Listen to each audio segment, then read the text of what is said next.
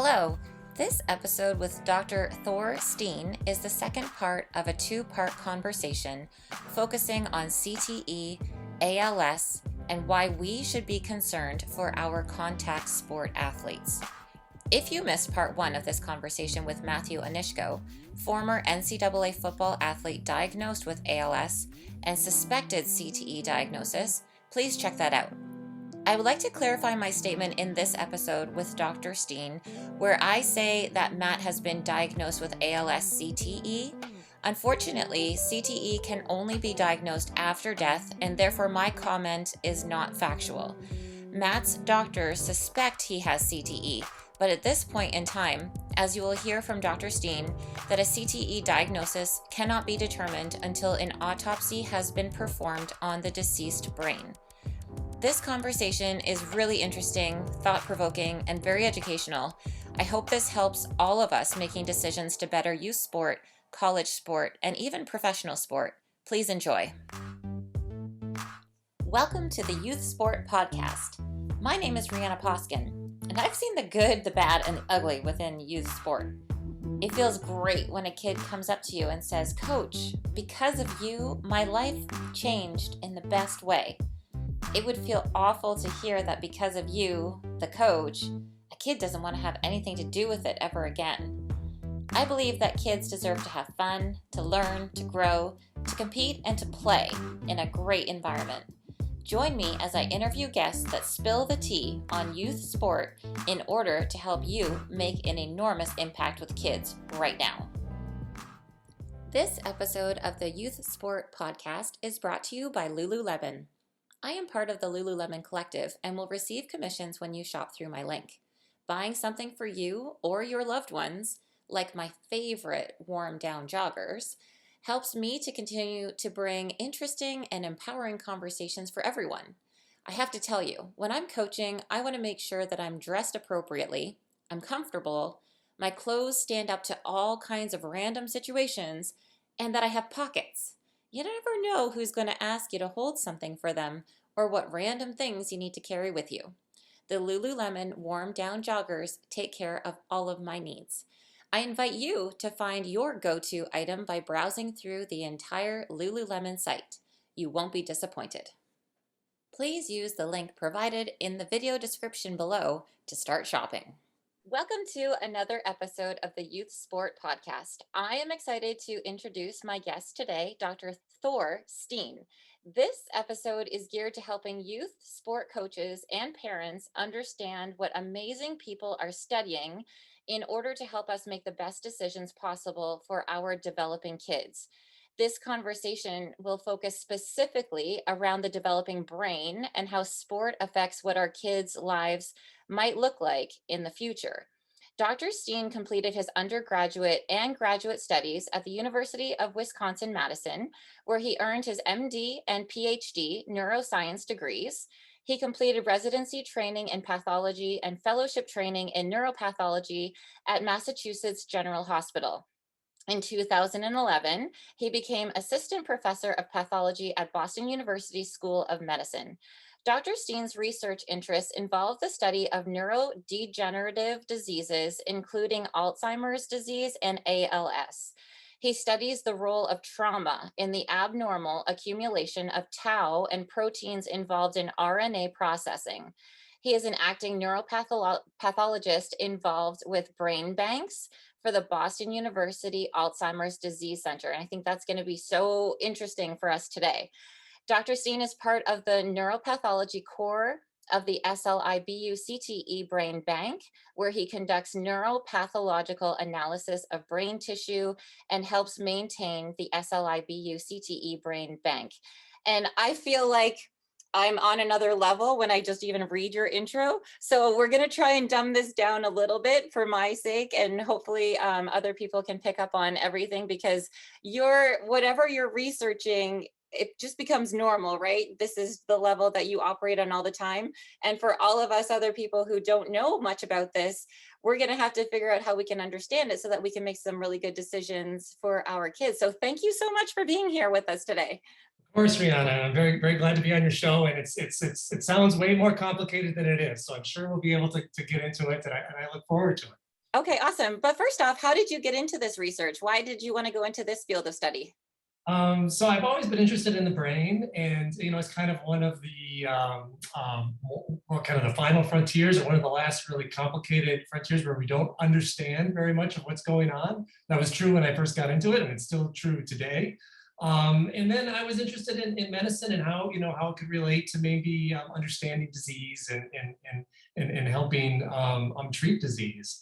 And so went down the pathway of getting involved in neurodegenerative disease. So I really come at it from a neurodegenerative perspective, Alzheimer's being my first kind of research topic. And, from there, became aware as Boston University was really, and others were really pushing and learning more about the role of head impacts and the development of CTE and other neurodegenerative diseases, and was fortunate enough to join the group. And here I am 10 years later, still doing this research. So Yeah, and I noticed I did some research, I did some digging on social media, and I saw that you had put something up recently about that you're doing this for your sons. Did you want to share anything about that? Why this research is important personally? sure. Yeah. I mean, so I grew up kind of in a small town in Wisconsin, and my dad grew up on a farm where he played football, and it was, I think, in many ways, a way for him to get off the farm. And it was a big part of the community. Football was something that the whole kind of community rallied around. It was a major sport, and he really encouraged me to play. And I loved it. I got involved early. I played in sixth grade through high school, and it was really important for, I think, my development. As kind of a shy, gawky, awkward kid, it was something that taught me a lot about myself. It's a sport where you don't have to have a lot of coordination necessarily, or as much coordination as some of the other kids. But if you're mentally tough and physically tough and not afraid to hit or be hit, which is maybe part of the problem, but it's a sport where you can still do well at. And so it was really important for, I think, my development. And I always thought when I had kids that I would encourage them to do the same, and to play football. But as I got older and wiser and started doing this research, learning about how repetitive impacts in sport can really, in many ways, be detrimental, and reflected back on even my experience, where I've had a few concussions, and none of them, I was, I think, fortunate enough that none of them were severe and led to any long-term consequences. But I certainly didn't do anything. I got dinged, and I just went back out and played. And so I think that I've come to realize that culture needs to change, and that this is an important topic. And now today I won't, I let my sons do what they want, and luckily they're not really interested in football, and I'm certainly not pushing them to do it. It's a very individual choice, I know, but I would not, I kind of went from a place where I would really, I think, have encouraged them to kind of being, well, maybe it's not such a good idea. Or if you're going to play, I would have made sure that they played flag, certainly before age 14. Yeah, no, you mentioned so many things that have come up on this podcast before, and that community is huge, the culture is huge, and then also having a kid just have some place where they belong is what football can give. So there's so many positive elements to what that game is.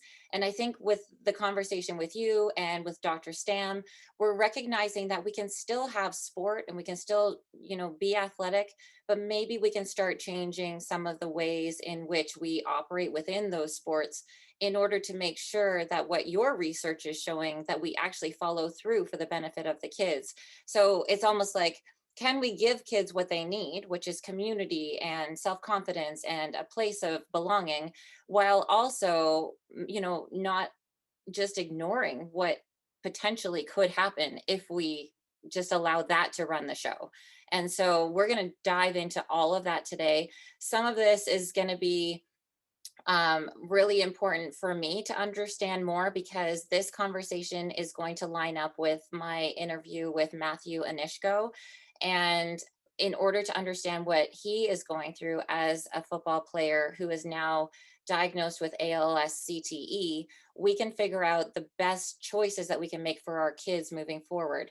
So a lot of acronyms here that we've mentioned already. So maybe you can just give me a little idea of the breakdown of ALS CTE, and there's a difference between them, but then what makes the combination of the two?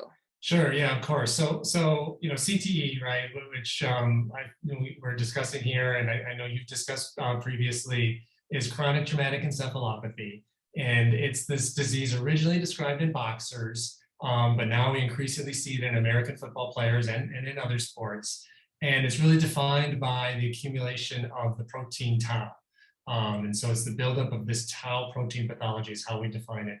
Only can be diagnosed at this point after death. So there's a lot of work and a lot of studies that are trying to understand a way to diagnose this in life, but we're not there yet. That ALS is amyotrophic lateral sclerosis, or otherwise known as Lou Gehrig's disease, and that's really a disease of the motor system, and that's something that we don't yet know, all the different causes. Genetic has been a really major push, and genes are increasingly found to be cause in many of the cases of ALS. But we found that in a number of lines of research have kind of converged to suggest that there may also be a trauma component to ALS, and we, for instance, in our athlete brain bank, we see a way higher percentage of ALS in athletes with CTE than you would expect normally, or that should be present. And studies that have looked at former football players, they found that former professional football players are at 4 times increased risk of having developed ALS than the general population.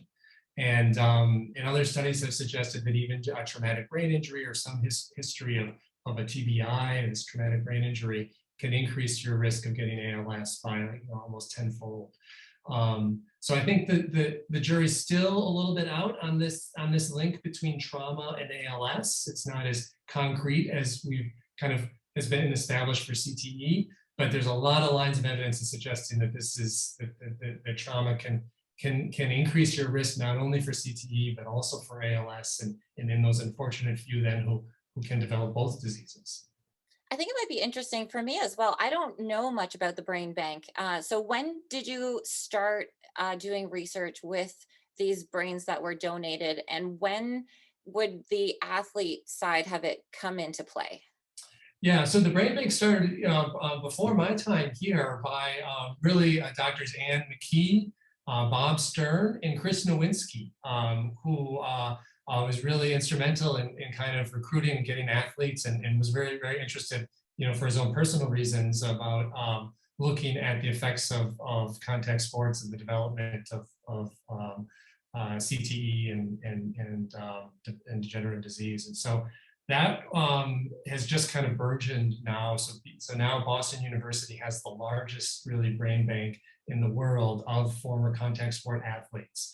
And it consists mostly of right now of people and families who want to enroll, and so the inclusion criteria for us is really just that you have some contact sports history, and because we have limited resources, we try to make it quite a bit. So you have to have, for instance, for football, you have to have at least played college and above. Okay. But we try to include all different types of contact sports, and also because we work with the Department of Veterans Affairs at Boston and Bedford, we really are interested in military veterans and conditions that affect them. So we take all veterans as well, interested in how military service and maybe blast exposure may lead to CTE. And so that's really where the bank has kind of developed, and now it's a major source of our research, and I think, and we try to make it available for others, so that it's something that we can use to identify ways to diagnose this disease in life, and also to develop treatments down the road. Yeah, I had heard, I think it was the statistics that were going into the amount of athletes that play contact sport was really high in the diagnosis of CTE. I'm not sure if it was ALS as well, but can you just kind of let me know if we always worry about research being skewed. So if you're only studying contact sport or people in combat, how would we know if those research statistics are actually higher because we kind of are donating brains that we think would have an issue regardless? So how can we make sense of the research even though those stats seem really high? How concerned should we be for everybody that's not donating their brains? Yeah, great point. And I think we can't answer those questions of what is the frequency, what is the risk with a brain donation program. And so that's not really what we're set up to do, although sometimes it gets construed that way. Because you're absolutely right. The people who are going to donate are the people who are worried.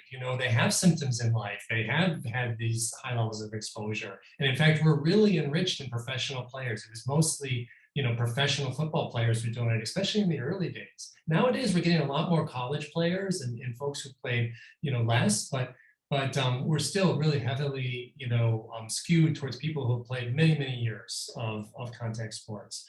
And so I don't think we can answer the question of, what happens to the high school player, right? Or we're getting to the point where maybe we can look a little bit at college, but we still can't say, is this risk that we see in the brain bank, where 90+% of professional players develop CTE, does that apply to, everybody in the NFL playing? And no, it absolutely does not. But it gives you some idea of, hey, we're seeing a lot of cases, and this is maybe a bigger problem than was previously, I think, understood. I think that's its value. And then also just in terms of, again, understanding what this disease is, defining the disease, how can we, diagnose and treat it. And then the final thing I'll just comment on that is we still have a huge spectrum of folks who played, at different levels. And so we have, people who played very few years and people who played a lot of years. And so we can look within our, kind of skewed brain bank population at a dose response and see. And I think that's been one of the most striking things of our research is that the more years you play, the more likely you are to get this disease and other diseases.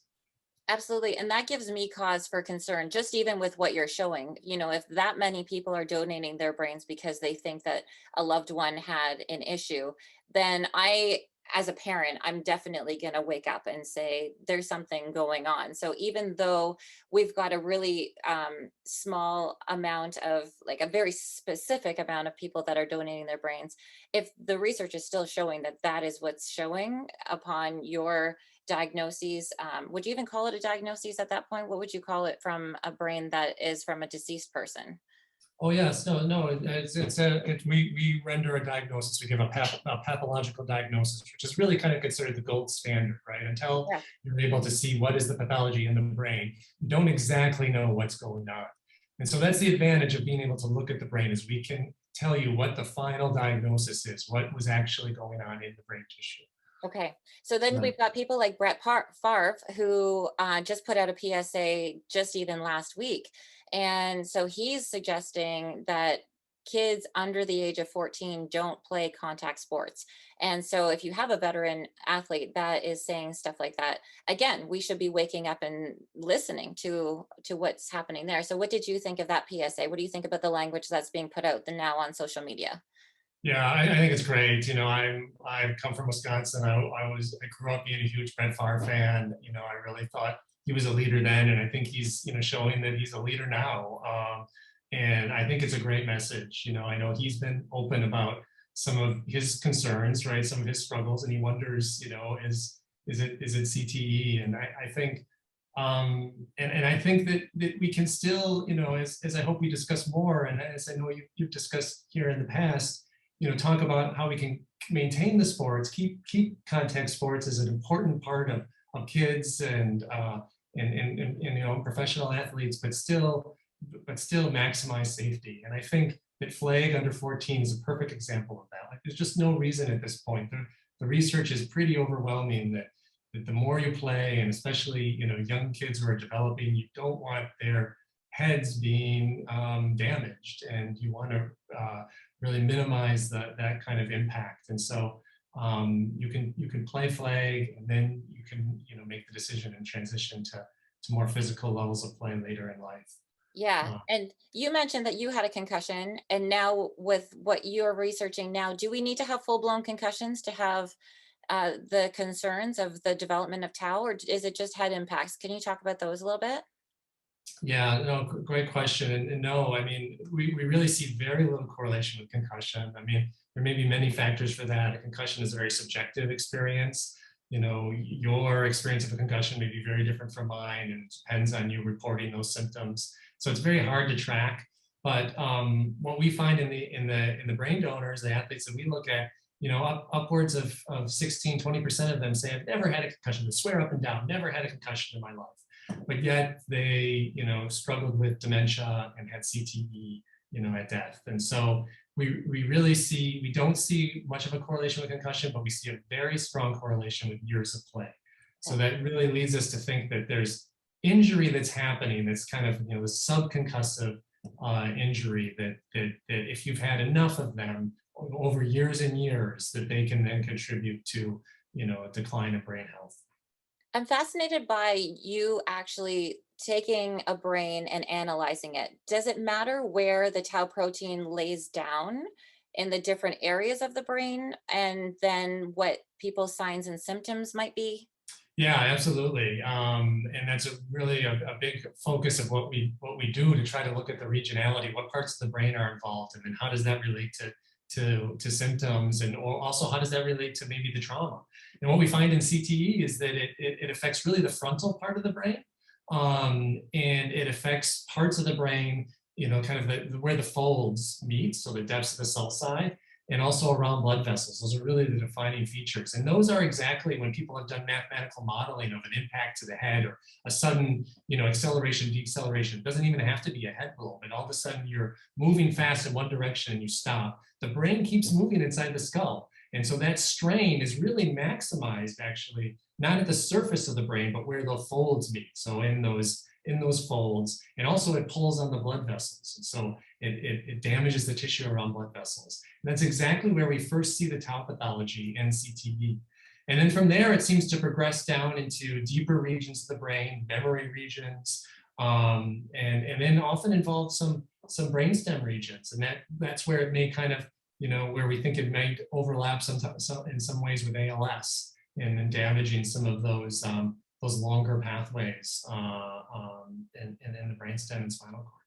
Yeah, that's so fascinating to me. And it's interesting because you said that you can't tell any of this until someone's passed away and you've studied the brain. Yes, I mean, a lot of work is being done to try to develop biomarkers to look at these things in life. And there's been, you know, a lot of progress, especially, you know, thinking of Alzheimer's disease, right, which is another disease actually of tau, but also has another protein called beta amyloid present. And so, you know, I think the hope is that we can use some of the new tau tracers that are used that might be useful in Alzheimer's disease to look for CTE. Also, there are ways maybe to measure some of these things in the blood. And so there's a lot of work trying to figure out ways to be able to look for this in life. Yeah, that hopefully you guys are able to figure that out while people are alive. Because one of the questions that I had thought about before preparing for this is, at what point is the stopping point? At what point would you be able to say, okay, so I've played, you said it's the amount of years that's the biggest concern. So could we almost be able to say, when is that stopping point? And would you almost even say that we may not even, it may not be a good idea to even have a starting point?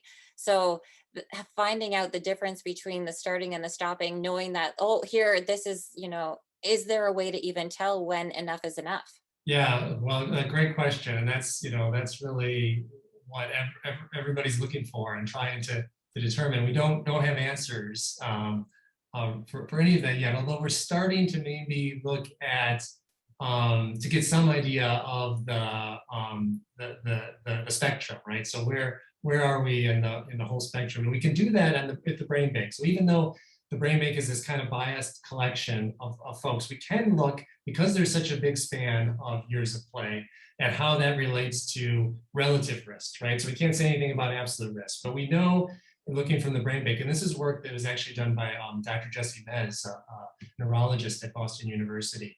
And what he showed is that if you played more than 15 years, and this again is just American football players, but if you played more than 15 years of American play, your risk of developing CTE is very high. Conversely, if you played less than 5 years, your risk is very low. Okay. And so somewhere in the middle there is where kind of your maximum risk is. And it seems like about 11 years was, the kind of the best predictor if you played 11 years or more. Yeah. So we could get some idea, but of course that's going to vary for every individual, right? There are, years of play and is very important, but also probably, how you play, the type of injuries you received, other environmental factors we don't yet know, underlying genetics. I mean, there's a lot of factors that probably influence it, so that we can't answer that question for any one individual. But we're getting some sense of where that risk is. We know that a single concussion, single hits aren't enough to cause this disease for the most part, but really you need the many years of play. So Yeah. Emmanuel Acho, he mentioned on a podcast one time that I was listening to that the NFL had a specific amount of years that you needed to play in order to get the maximum amount of medical coverage thereafter. And I just thought about that because what you're saying is it almost forces an athlete to stick it out in the league for that amount of time, money wise, in order to make sure that you're covered for life. But then what you're saying is that if you stick it out for that amount of time, what does your life look like thereafter? yeah, that's a great point, and I was not actually aware of that. That's a big contradiction and a very difficult decision. I'll have to fact check that just to make sure so that I know that my facts are correct on that. But I think it would be fascinating because I think it would almost keep somebody in the league longer. And one of my questions that I had prepared for you as well is about whether or not things are worth it. So with some of these athletes, it's their livelihood in order to break out of maybe a situation. Maybe they came from not a lot of money and this was their way out. Maybe this was the way to help their family and friends in a way that could change lives in other kinds of ways, yet almost by saving their community by making it in the NFL, they're almost setting themselves up for the most extreme harm possible. So what's your opinion on whether or not that's worth it or not? Yeah, that's a difficult question, and I think it's a very individual question, right? I can answer it for me where it's easy, right? Because I don't have the physical ability to make it to that level and get that kind of financial reward. But for every individual, that's a difficult question. I think all we can say is that we know we're understanding more and more about the risk. It's pretty obvious that years of play is a big predictor, and so I think doing everything you can to reduce that, and I think especially at the youth level, like that's something that you can do. If you can reduce the amount of time that you've played tackle football, that you've had blows to the head in whatever sport, then even if you go on to play professionally, if you haven't played from years 5 to 14, that's a huge number of years that you've now cut off your risk. And so I think that that there's still smart ways we can do it without without ruining the sport and without losing all the benefits that are present. Yeah, so if you could say something to the organizations that run contact sports, what would some advice be for them? Well, again, I think that is probably one of our key points, is that to really reduce to really target kids and to reduce the amount of exposure to kids. But I guess also, I mean, talking about once you get to the more collegiate and professional levels, you can still apply that same concept, right? So maybe not reducing play, but maybe reducing the amount of time you're exposed to hits in practice, for instance. So a lot of the collegiate schools, Ivy League schools, have said we're not going to practice with hits anymore, with tackle anymore. We're going to eliminate that from practice, and I think that can go a huge way to reducing the amount of impacts the brain sees, and hopefully reducing the likelihood that this disease develops. Yeah, awesome. And so I think if a lot of people are saying the same kind of thing, even coaches as well, if coaches may not know this, because in coaching courses, there's a lot of things that you have to learn in order to help kids with the technical side of the game, the technical side. Maybe they're not strength and conditioning coaches. So all of these elements come in into practice. And to be honest, maybe their main focus isn't how many head impacts they've got, but maybe just listening to a few people here and there makes them realize, oh, okay, so I've run this drill before. I can always change this up because of what that does consistently. And just by small little changes here and there, maybe I can be the one that makes a difference. And overall, I mean, that's the point of these conversations is what can your impact be? And you may not see the impact. You may actually not have any idea that whatever you did there was an intervention that could have prevented a lot of what could have happened. And I don't think that we need to have praise for this. I don't think at the end of someone's lifestyle is like, hey, coach, I never got CTE. Hey, coach, So maybe just stepping out back and being like, hey, I just gave these kids a really good opportunity, no ego involved. And I incorporated a couple of things here and there that I heard and, making the best situation possible. Maybe that's our goal here. So, and Dr. Stam talked about that too. It's just like, you have a lot of kids at practice and a lot of times these head impacts happen at practice, so let's think about what we're doing there and let's just change some of the things that we may have done over and over again because we've always done it and make small interventions to make some change. Okay, so now I No, wanted I think to that's a just, great point. sorry. No, I just reiterating, I think absolutely, I think that's a great point. Cool, cool. Okay, so Matthew Onyshko is the prompt for me to reach out to you. And I wanted to understand more about what was going on with him because he can obviously tell me from actually having the diagnosis, but you can tell me based on what the studies are showing. And for him, he said to me that actually it's very fascinating. We can't communicate verbally. And so when I say he said to me, he's actually writing emails back and forth. Mhm. And he said that if he had known that his life would be what it is now, he never would have played college football. And I think his story is going to be very, very powerful in terms of what people will resonate with. Do you have any stories from the brain bank that might resonate with someone? Something that comes up in your mind where maybe it's a loved one that could have had some kind of intervention earlier, something that would have been preventable? What might stick out to someone so that they might make some decisions that could change some kid's life? Yeah, I think there are innumerable stories, unfortunately, in the brain bank of folks who have played, and I think the most have played at one level or another. And I think that the most compelling are those that didn't play professionally, but played maybe at the collegiate level, and maybe not even at the at a higher level collegiate level, and yet still then went on later in life to struggle with behavioral mood issues, and depression, and cognitive dementia, and memory issues. And so that we then find is due to CTE, which is a very clear link to their years of contact sports play. And so obviously, there's a lot of intangible benefits to playing these sports, but it's not worth that, right? And so all of them would have said, I wish that I could have stopped that. And so I think it's tough every time it comes up, and it comes up way too often. But all of them, and especially the family members speak to that. When we discuss the diagnosis with the families, they say that they all wanted, they wanted to make some change for others, and to help kids these days, and to make their kind of tragedy something that others could learn from and benefit from.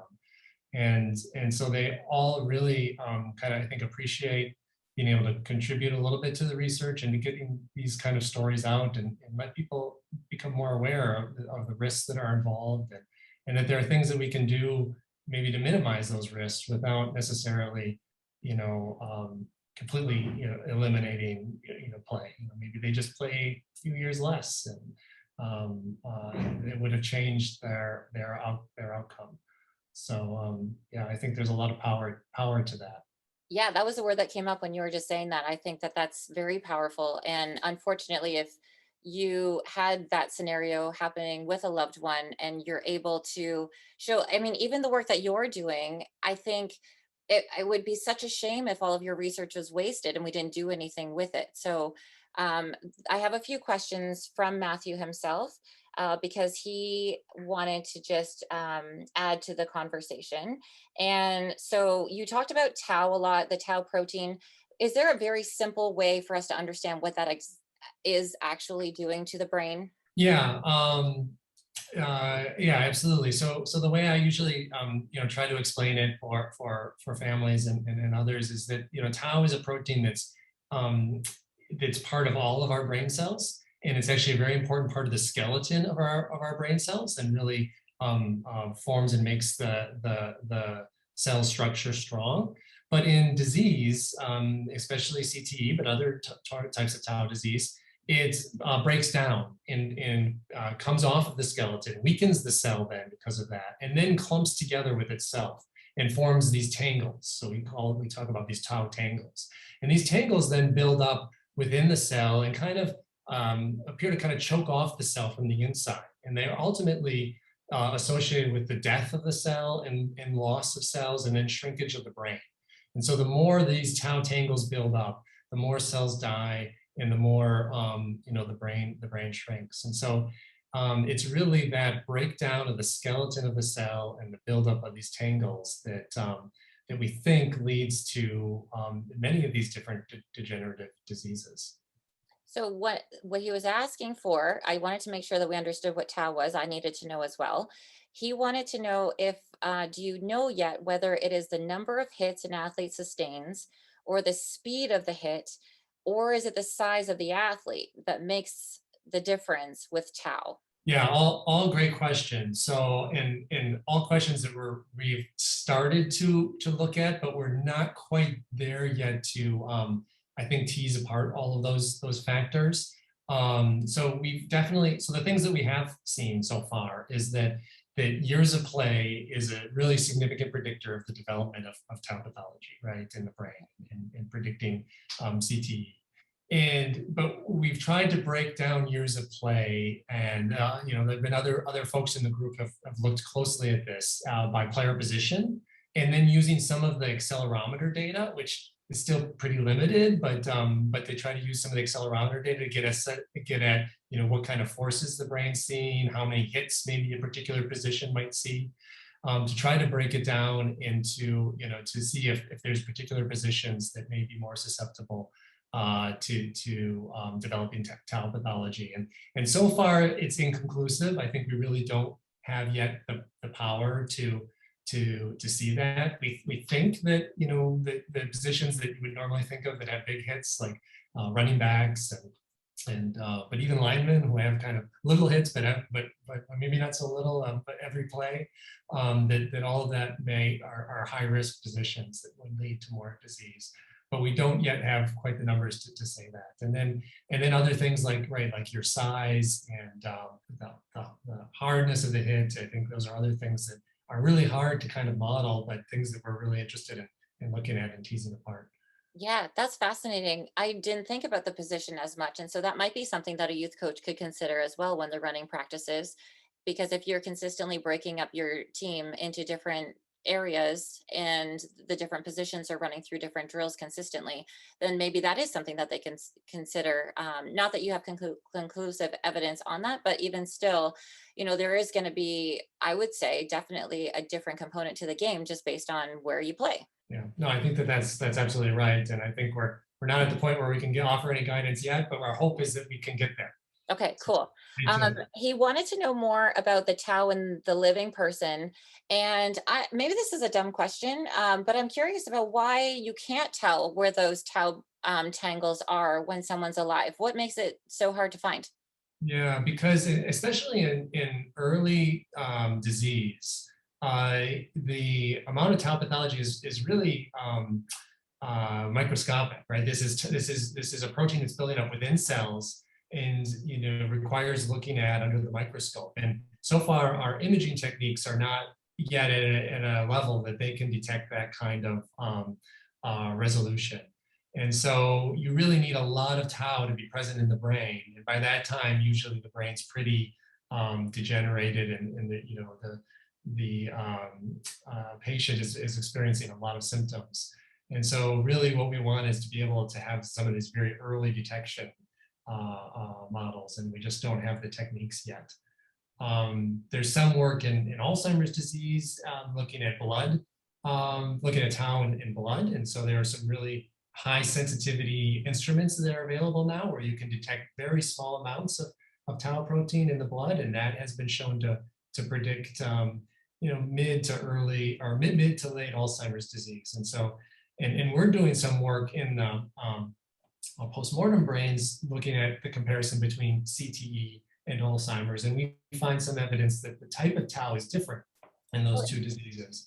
And so our hope is, it's still early days, but our hope is we can find some differences that then may be able to be detected or looked at in life to help discriminate those diseases and diagnose them earlier. Okay, and is any of this preventable, do you think, in your opinion? So far, unfortunately, no. When talking about both CTE, ALS, and even Alzheimer's disease, there's no treatments yet that will modify the disease. That will change the course of the disease. There are treatments that can affect the symptoms, right? So especially in CTE, think of some of the mood and behavioral, depression, other things that can happen. There are treatments out there that can help those symptoms, but nothing yet that can alter the kind of the course or progression of the disease. You had done a whole talk, and it's on YouTube. You guys can search it up, on sleep. And I was curious about, with kids, there's a lot of times where maybe we don't think about that as a sign and symptom. How early are these signs and symptoms coming up? Can we see that there's changes with kids that we should be concerned about with brain health? And could sleep be one of the things that we might be looking at? Yeah, good question. And I don't have an answer for kids. I mean, the type of sleep disorder that we looked at is a specific REM sleep behavior disorder where you're acting out your dreams. So you're actually flailing around and acting out dreams during sleep. And that's something that typically does not happen in kids. It happens later in life, although it can happen, some folks might get it in their 20s and 30s. I think it's unusual, but it can happen. And so that's what we found was, I think, surprisingly high prevalence of that disorder in CTE. And so we think that may be a marker of some damage from the repetitive head impacts. So I don't, but I think certainly, sleep is incredibly important, and we're increasing research is finding that it's important for staving off degenerative disease and just maintaining brain health. And it's especially important for kids in the developing brain. And so I think monitoring sleep and making sure that kids are getting enough, it can help the brain repair as well. And just making sure that, and if there are any abnormalities, getting it checked out and maybe seeing the doctor is definitely good advice. Yeah, what would you say for recovery? So I was just thinking of that when you said making sure that it can repair itself. What is the brain able to recover from and repair? And should there be a certain amount of time after a hit, or does it matter? Like, once you sustain that, there's nothing that we can do? No, I mean, I think the brain has a remarkable capacity for some repair, and especially when you think of trauma, there's a whole host of kind of supporting glial cells that come in that repair any breakage of blood-brain barrier. The brain's inflammation system is really set up to deal with these kinds of things, and we know that people who have concussions, certainly there's damage that's happening there, but most people are able to recover, and so I think it's that brain, giving the brain time to do that and to repair some of the damage is really critical. Now, how much time that is, we don't know, and it seems to vary for every person, and probably the type of injury and the type of hit. And so a lot of trainers will and doctors will work to try and, so first of all, make sure that all symptoms resolve, right? So if you have any kind of dizziness or, kind of uncomfortableness that has occurred following a concussion, that resolves completely. And then you slowly bring up your heart rate, you do some exercise to get to a point, and you see, well, is there a point where it comes back? And then when it does, you reduce it. So I think there are some ways to kind of ease people in and kind of monitor symptoms and make sure that they've kind of recovered, don't have any symptoms before they go back to play. Yeah, I think that's an important point, especially for coaches and parents that might be listening, because there's all kinds of emotional things that go into the game. And if we are relying on our emotions to get a kid back in there because they have to, finish off because it's a tournament or maybe it's playoffs or something that's really deemed important, can you just reiterate how important the recovery process is so that we can recognize that we can overcome the emotional side of the pressures of keeping kids in the play for the long-term benefits? Yeah, absolutely. I mean, I think that's one thing where the science, or certainly some of the stories are really eye-opening, right? So that we know it's very clear that once you've had a concussion, you're at increased risk for getting another one in some window of days to weeks after that. And so it's really critical, and the consequences can be severe. I mean, people can have this whole second impact syndrome, which is rare, but still, if somebody gets a concussion and gets another blow to the head, even it doesn't even have to be a recognized concussion. Sometimes it's just two successive blows to the head, and there's this swelling that occurs in the brain, and it's often fatal. And so, it's really important, I think, to recognize when there's been a blow to the head, and then to immediately, get that kid off the field and let him recover. Do not put them back until it's clear that they've recovered. Yeah. I don't want to take up all of your day here. I'm so happy that you were able to take this time with me. One of the things that I wanted to have as a visual was the ice bucket challenge, because that went viral and people were totally on board dumping ice water on people's heads and wanting to give attention to the cause. And what made me think about it was, here we are, almost thinking like, oh, that's somebody else's issue. That's something that could never happen in my life. And here, what you're talking about is we are actually putting our kids in a position where that could be their future. And so, in order to support the ice bucket challenge, I would love to hear uh, just kind of your impression of what we can do so that we can have the best benefit for our kids, so that something that might be preventable is taken care of right away. Yeah, I mean, I mean, absolutely.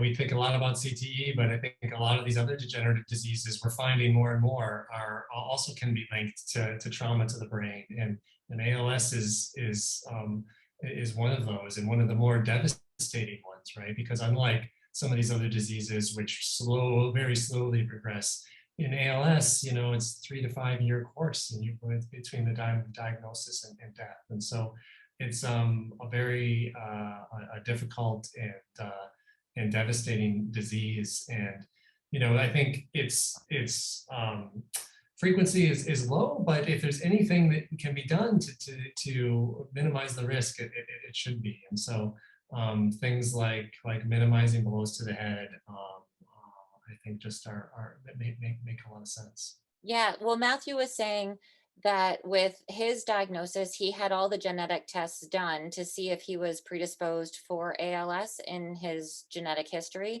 and everything came back negative. So the only thing that they're correlating right now is head trauma. And so I think his story is really important for us to know that, his course in life could have been drastically different according to what his doctors are saying.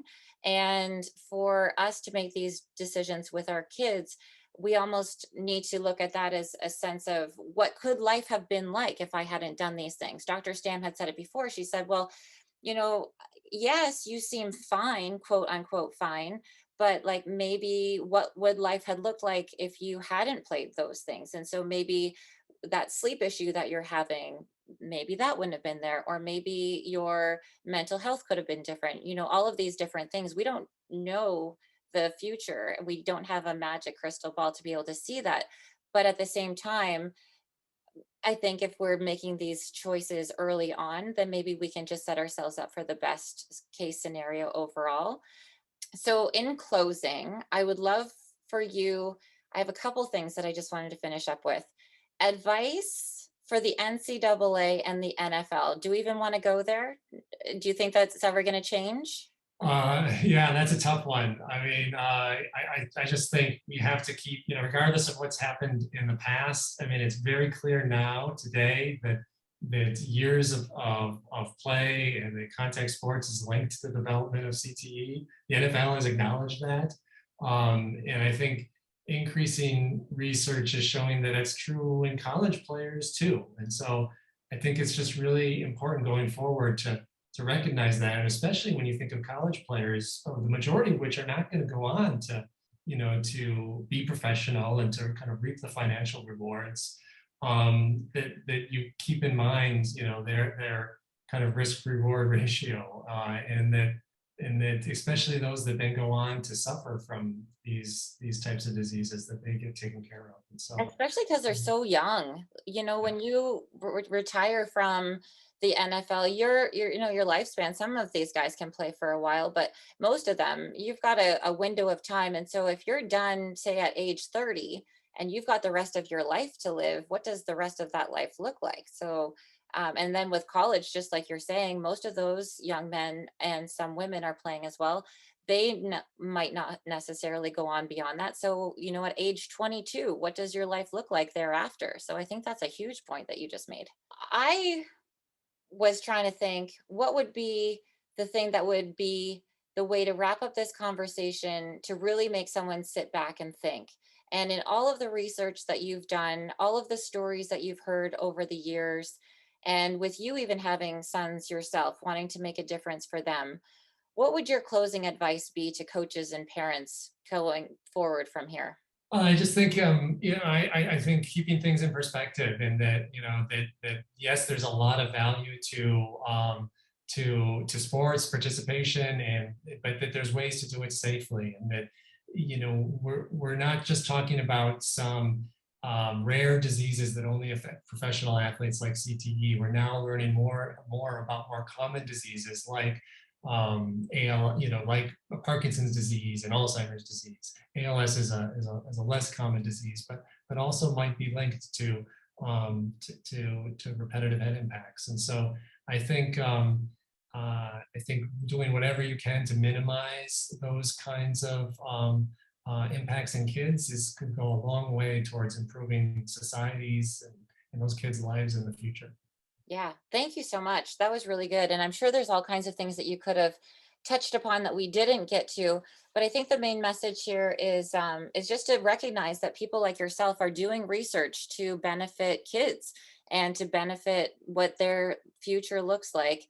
And I just want to say thank you on behalf of all of us for the work that you're doing, so that we can learn and we can grow as a community and make the best impact for the kids. And I think that just having that life purpose of making such a huge impact, you may not be front and center on a public service announcement like Brett Favre, but it's the research that you're doing that's allowing us to understand what we need to do in order to make changes. So thank you very much for the work that you do. Well, thank you. I appreciate that, and thank you for your efforts in getting it out, and for what all you do and getting the word out. So that's very much appreciated. Oh, no, no problem. It's fun for me. I get to meet some really cool people and I get to just sit back and listen, and I just have a great time. So it's awesome. So we will wrap up here. I just want to thank you again for your time. I know that you're busy. And if you guys want to check out all of these different episodes, you can find your podcast wherever you find your podcasts. And I will see you on the next episode. Thanks, everybody. Bye-bye. Before you go, here's the fact check on what I was talking about referring to Emmanuel Acho. Emmanuel Acho stated in his Armchair Expert interview with Dak Shepard and Monica Padman that, quote, after 4 years in the NFL, your vested pension annuity, you have all the benefits. So I hope that clears things up for what we were talking about. I hope you guys have a great day, and I'll see you guys in the next conversation. Take care.